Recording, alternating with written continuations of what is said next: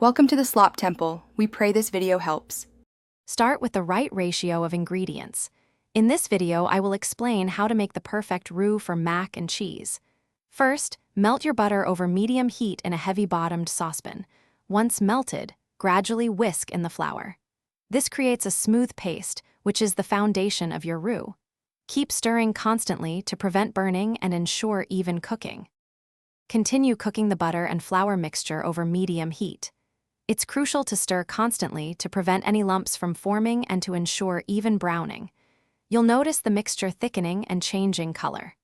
For mac and cheese, we want a light roux, so cook it for about 2 to 3 minutes until it reaches a pale, golden hue, similar to peanut butter.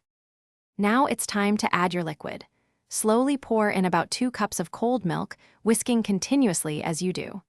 Adding cold milk to a hot roux helps prevent lumps and ensures a smooth, creamy sauce. Keep whisking until the mixture begins to thicken to your desired consistency. This usually takes a few minutes as the roux absorbs the liquid. Once your roux has thickened with the milk, remove the saucepan from the heat. This prevents the cheese from seizing.